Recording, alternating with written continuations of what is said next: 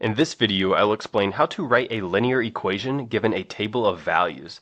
So I have two examples for us to work through here. Let's check out this first table right here. So we have this table of x and y values, and we want to know what's the linear equation that describes these values. So what we're going to do is write a linear equation in the form of y equals mx plus b. This is known as slope-intercept form, where m is the slope of the line and b is the y-intercept of the line. So first let's find m.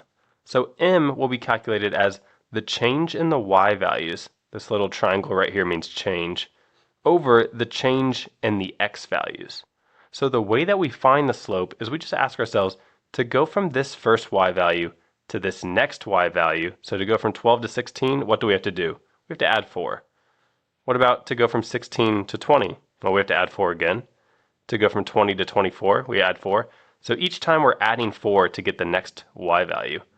Then we ask ourselves, okay, to go from this x value of 4 to this x value of 6, what do we have to do? We have to add 2.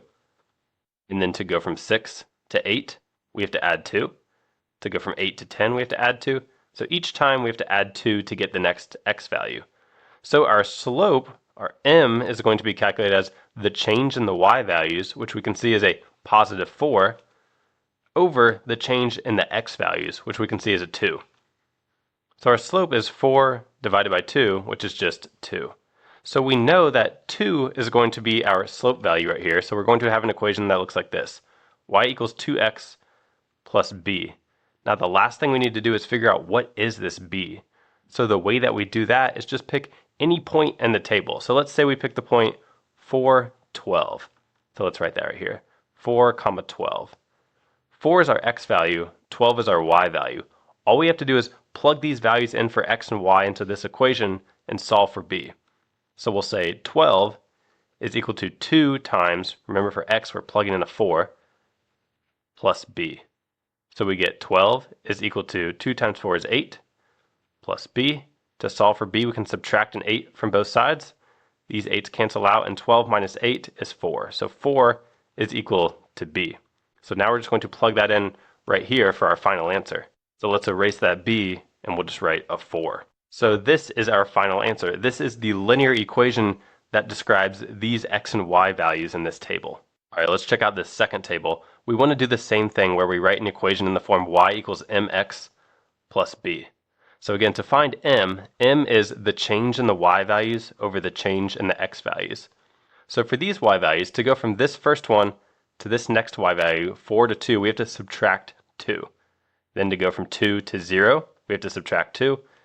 And 0 to negative 2, we have to subtract 2. So each time we're subtracting 2. Then for the x values, let's see what we're doing. So we're going from negative 3 to positive 3. We would have to add 6. Negative 3 plus 6 is 3. And then we can go from 3 to 9, we also have to add 6. To go from 9 to 15, we add 6. And to go from 15 to 21, we add 6. So our slope is going to be the change in the y values, which we can see they're changing by a value of negative 2, over the change in the x values. The x's are changing by a positive 6. So negative 2 divided by 6, we could reduce that to negative 1/3. So our slope is going to be negative 1/3. And then we just need to figure out what is this b value.